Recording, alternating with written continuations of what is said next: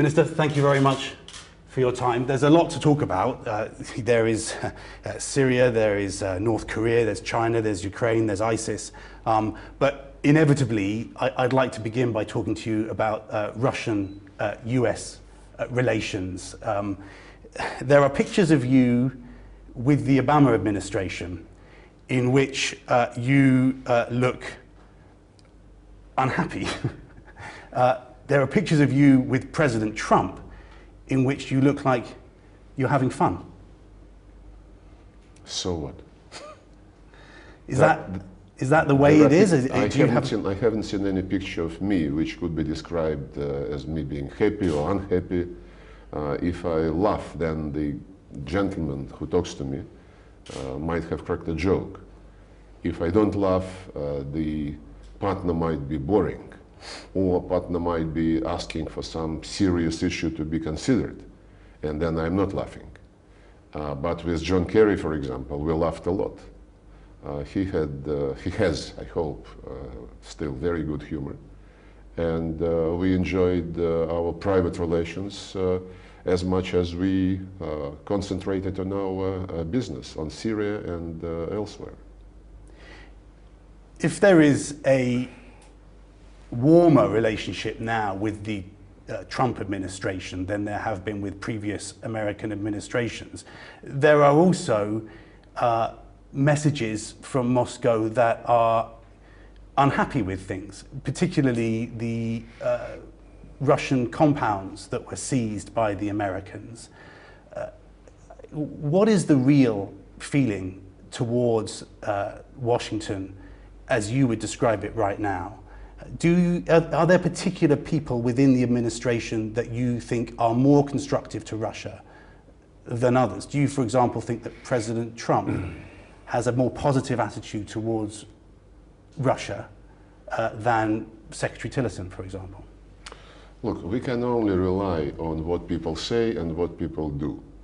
It's obvious that during the Obama administration, the irritation, for whatever reason, started building up in Washington against us many years ago, long before Ukrainian crisis, long before anything else which is now cited as the problem in Russian-American relations.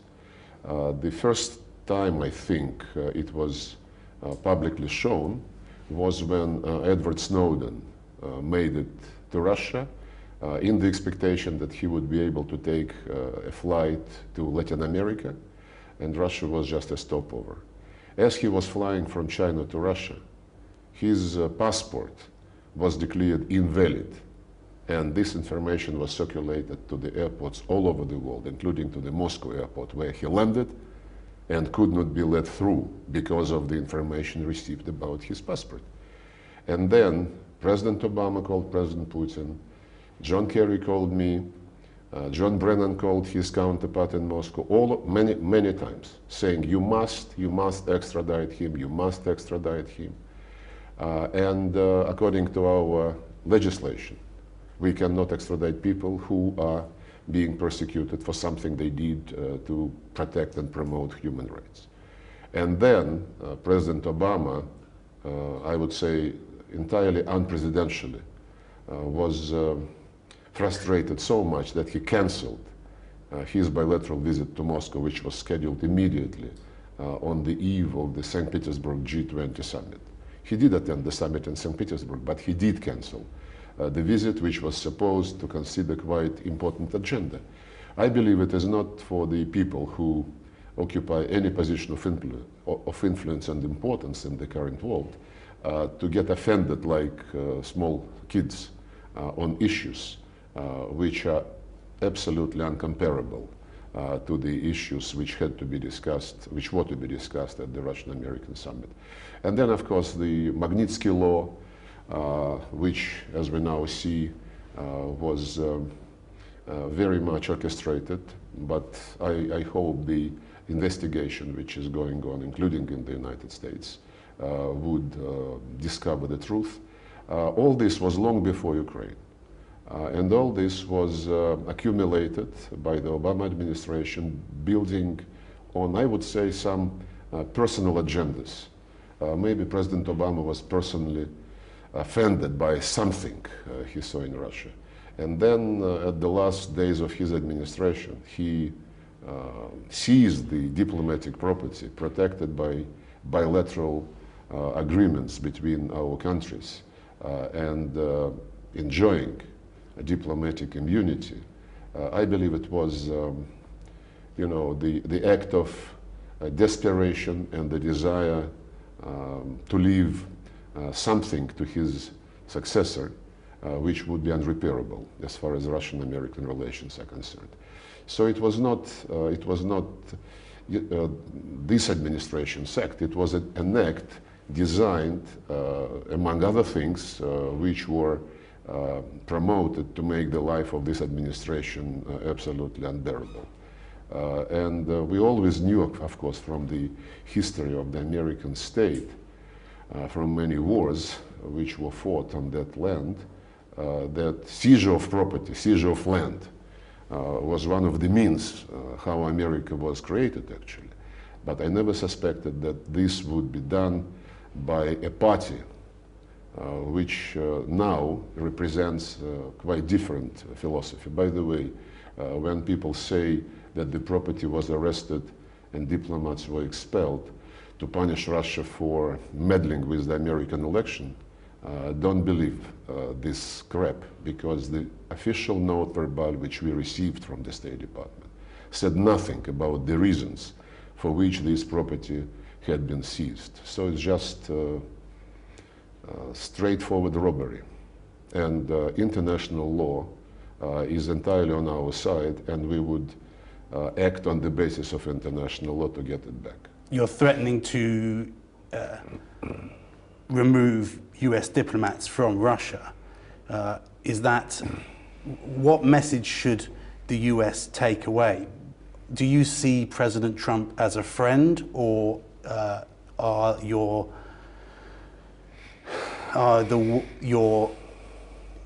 declarations, your public declarations that you may still expel US diplomats, is that your posture towards the US? Well, we perceive President Trump for what he's saying publicly, expressing his position vis-à-vis Russia, saying that the two biggest nuclear powers must do everything in order to cooperate to resolve the matters which only can be resolved through their cooperation.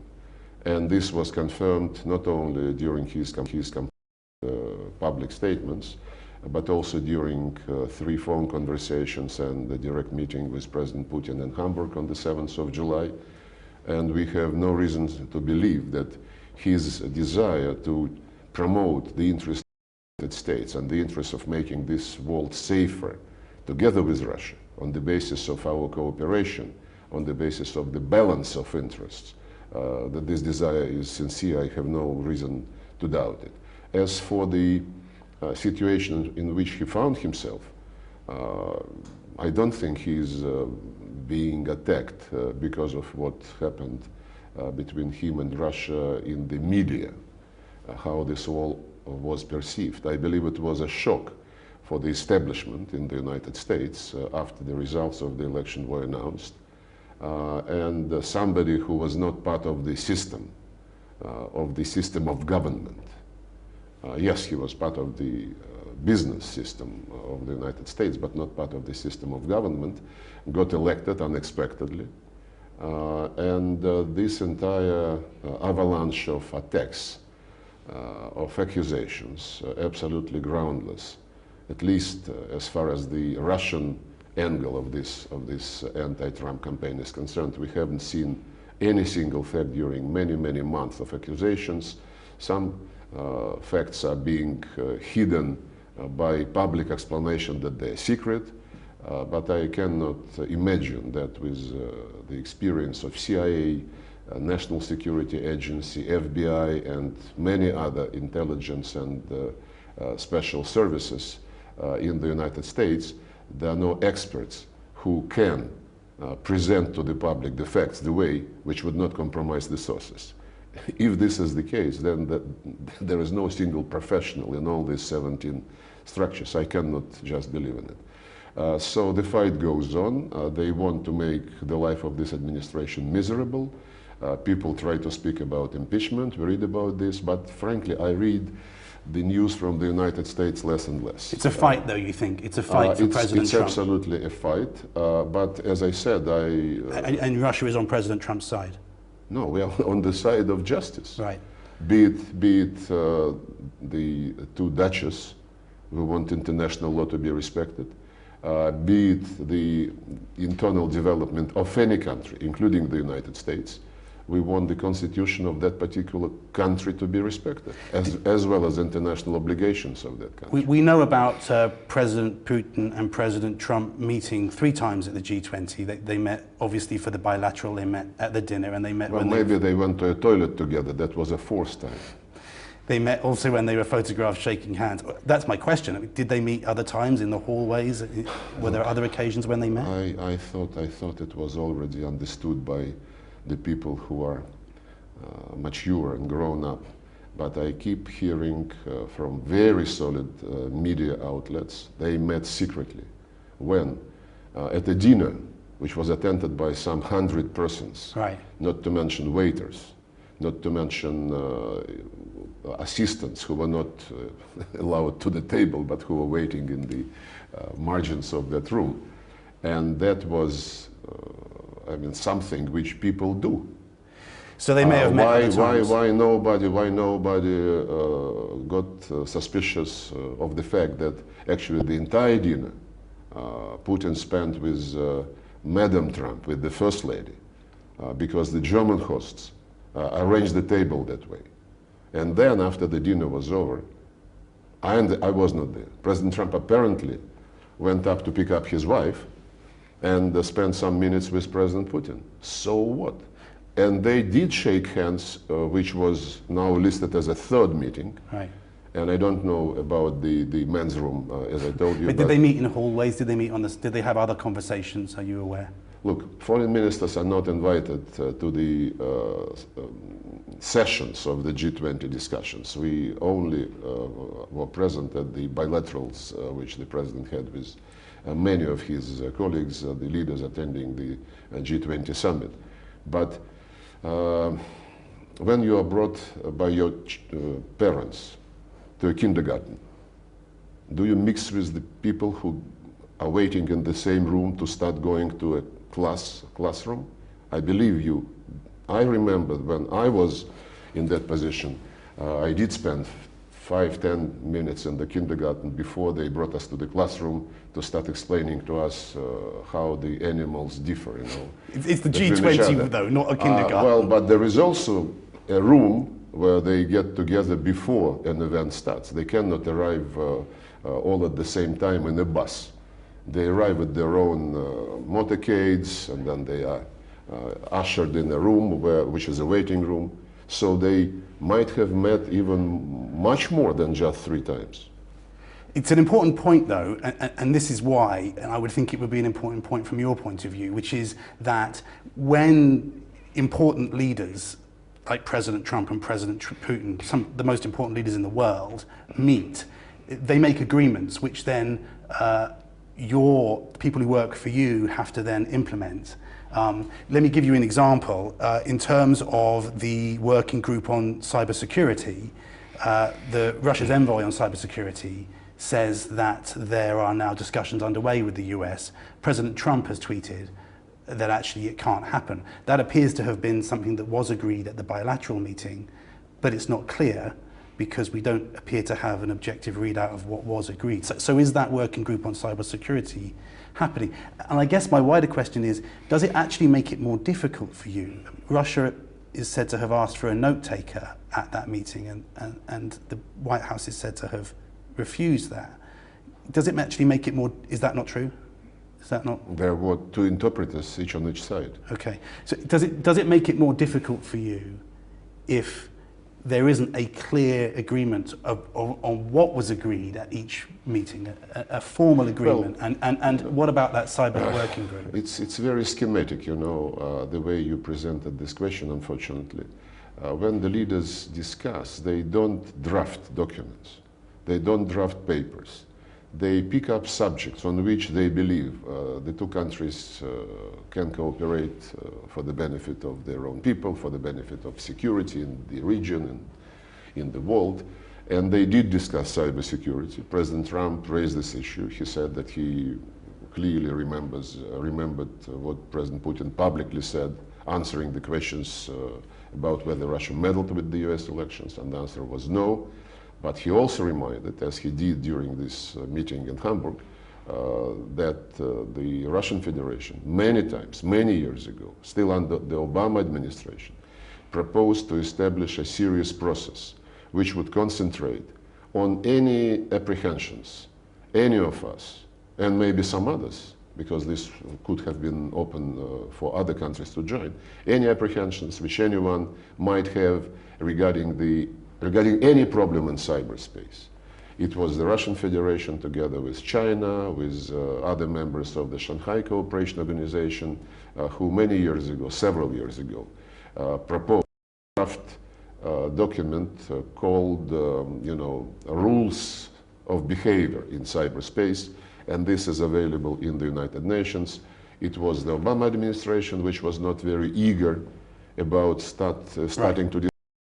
And we just recalled all this when all these accusations started being thrown at the Trump administration and at the Russian Federation, that we intrigued behind the curtains, under the carpets, defeat Democrats. We reiterated this approach that we want cyberspace to be the area where we discuss all concerns, be it interference in domestic affairs of any sovereign state, be it the use of cyberspace for terrorist purposes of drug business, pedophilia, other violations of international and national legislation.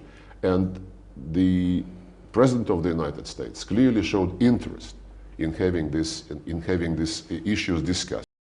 And those talks are underway now, are they, with the US on cybersecurity? I cannot be in the picture on each and every aspects of our experts' contacts. The Russia's envoy on cybersecurity says there are talks underway between the US. That's what he said yesterday. Yes, that's correct?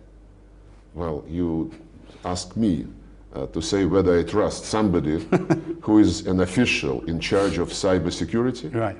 If you don't trust him, double check with somebody else. He is my subordinate. I don't have any reason not to trust him. Yeah. On those conversations, initially you said that President Trump mentioned the question, the allegation of Russian intervention in the US elections, and then later President Putin said that President Trump asked him the question directly, and it wasn't a singular question. There were many questions, and that President Trump gave much attention to that subject. Did Moscow change the description from the way that you characterized it in order to help President Trump? Did Moscow increase the amount of conversation that it said was there about the allegations of Russian intervention in the US election? I feel like I am at the hearing in the Senate on the investigation of Trump betraying the interests of the United States of America. But no, President Trump actually himself answered to the allegations that he trusted Putin, as Putin said. He clearly reminded all those who have nothing better to do than to engage in this dirty business, that what President Putin said about this part of the discussion at the press conference, that President Trump raised the issue. President Putin confirmed that we never did anything to interfere in the American elections, and that he, President Putin, got an impression that President Trump accepted this explanation. Putin never said that Trump was happy about something he said on this score. Right. And I read the tweet of President Trump, and I believe the courage with which he withstand this unbelievable attacks is really deserves does deserve respect. But anything else about cyber security? I've got a broader question actually, because you are a diplomat of many, many years' experience, one of the most experienced diplomats in the world. And yet, in recent months, you have been witness to some moments of history. What goes through your mind when you're there in the room as President Putin meets President Trump? What goes through your mind when you're in the Oval Office with President Trump and he talks about having great intel and allegedly shares some of that with you, or describes James Comey as a nut job? These things are not experiences that even you have every day. You mean what I felt when I was in the Oval Office? What did you Basically, the feeling was the same as when I was in the Oval Office with President Obama and President Bush before him. Respect to the president, who was legitimately elected the leader of the United States on the basis of the United States Constitution. And respect for anything they choose to tell me, to present the American position and to present their views on what they believe should be the substance of Russian-American relations. And at the G20, when the two presidents are meeting, apparently President Trump's wife even came into the room to say, we need to wrap this up, but it was going so well they wanted to carry on. Look, our political and human culture does not provide for somebody else's family matters to be discussed in public. But my question is really more about just I understand you are British, experience. you are too eager to get more details than Russians can provide to you on this human rights subject, but you don't want to share more about what happened. It's a 2-hour meeting, and we know very little about what really happened. No. You asked for the entry of the First Lady, Right. and I answered you. Right.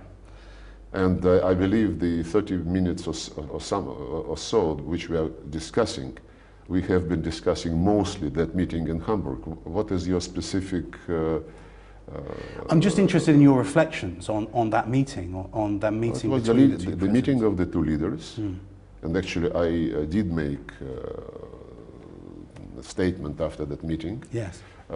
Before the press conference of President Putin. That was a meeting of the two leaders who certainly defend the interests of their countries, who understand the interests of their countries in a long-term perspective, not just thinking of, what comes in a year and a half, midterm elections, we have to maneuver. No, they have been clearly guided by long-term interest of the United States and of the Russian Federation. And they were clearly both very much aware that the best interest of our countries require, or would be much, much better ensured if we cooperate. And if we also cooperate on issues which are important to the entire world and which could be much more effectively resolved if Russia and the United States are together, as it happens in some parts of Syria now. On Syria, do you view the... Oh, by the way, you said that President Trump revealed some secret when I was in the Oval Office. I missed that part of your question, did you? There's an allegation that he did, obviously, which you'll know about. But he was accused of telling me a secret about something which was discovered by special services and which related to the ability of terrorists to manipulate with smartphones and notebooks the way which would allow the explosive to be placed in those devices. He just mentioned that terrorists have become very inventive and creative. But this very statement was made publicly, either by FBI or by CIA, about a month before I entered the Oval Office. And it was not only announced publicly, It was the reason why passengers from some countries in the Middle East were officially, legally prohibited to carry these kind of devices on board the planes, exactly because of that reason. So when this was cited as a secret, top secret, revealed to me by President Trump, I really did not believe that serious people could make this kind of allegation. On Syria, do you view the reporting that the CIA program to back Syrian rebels in Russia, that has been stopped, that program will no longer go forward? Do you view that as a concession to what Russia is asking for in Syria from the Americans? Well, look, this decision was taken as far as American media writes, if you still can believe the American media, but I still try to. This decision was made a few weeks before the meeting of G20. I read, I think, yesterday that this was a result of a meeting between President Trump, General McMaster, and Secretary Mattis. I can only proceed from this news. Do you welcome it? I don't know, because we have to calculate the overall approach of all of us to resolving the Syrian crisis. We certainly concentrated on the de-escalation zones, de-escalation areas, which are designed to stop the fighting between the government and the armed opposition, for them not to attack each other, and hopefully for them to concentrate entirely on fighting ISIL. Therefore, the logic of the opposition and the government to sign a ceasefire, to enter into cessation of hostilities arrangement, is very much our logic. And I understand that the United States supports much more groups than just the ones which were announced as being left without the American weapons and instructors, and that, well, lately it was stated that some 10 American bases have been created in Syria. At least Turkey talked about the Americans criticized Turkey for having allowed this news to be let out. 10 bases. I don't know. I only trust what I see in the news and take it for the value of what it is. Do you American bases in Syria? No, I don't object to American bases in Syria as long as the Americans reiterate that their illegitimate presence in the Syrian Arab Republic, because unlike us, they were not invited. Illegitimate. You say they're not. Of course it is. They shouldn't be there. As long as this illegitimate presence in the Syrian Arab Republic is executed in the way which they say is the case, namely with the full respect of sovereignty and territorial integrity of the Syrian Arab Republic, with the sole purpose to fight ISIL and other terrorist organizations. And that means that after the country has been liberated, after the settlement has been reached to the satisfaction of all the Syrian ethnic, confessional, and political groups, the presence of the foreign troops or foreign bases on the soil of Syria would be only legitimate with the consent of the Syrians themselves. But it was interesting for me to read about the presence and the basis. But I just wanted to say... It was interesting, excuse me. Okay, I'm sorry. It was interesting to me to read the statement, I think this morning, of Mr. Pompeo, the CIA director. He was asked about what Russia is doing in Syria, and he said, we don't like what Russia is doing in Syria. We don't share the purposes of Russian presence in Syria. The main purpose of Russian presence is to establish a couple of bases on the Mediterranean seashore. And that was presented as something which we don't deserve. So if the gentleman who represents a country illegitimately having created 10 bases in Syria is concerned very much about 2 bases which have been established on the basis of our intergovernmental agreement with the government which is the member of the United Nations, then something is wrong with double standards. Not to mention that hundreds and hundreds of military bases of the United States all over the world and all around Russia seemingly do not cause any concern to Mr. Pompeo or to anybody else. To be clear, the principle that the only forces that should be allowed to intervene in Syria are those that have been sanctioned by President Assad would suggest that only Russia, Iran and perhaps Hezbollah should be allowed to intervene in Syria.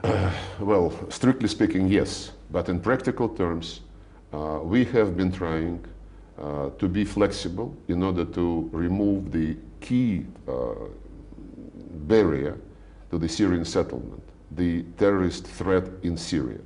And through our dealings with Iran and Turkey, by the way, and through our dealings with Jordan and the United States, and with the armed opposition, we try to achieve this goal by having a cessation of hostilities between the government and those who fight it on the part of the patriotic opposition, so that all forces can be released free to fight terrorists. And the processes which we are engaged in, of course, they have been consulted with the Syrian government, and the Syrian government does not mind us to move in the direction we are moving, in the context of the overall understanding that #1 priority is to fight ISIL. And we hope very much that this de-escalation areas agreement would resolve the problem which killed the deal between us and President Obama, namely the problem of Jabhat al-Nusra and all its incarnations. Because from the very beginning, the United States coalition, while fighting ISIL more or less actively, sometimes more, sometimes less, they have been sparing Jabhat al-Nusra.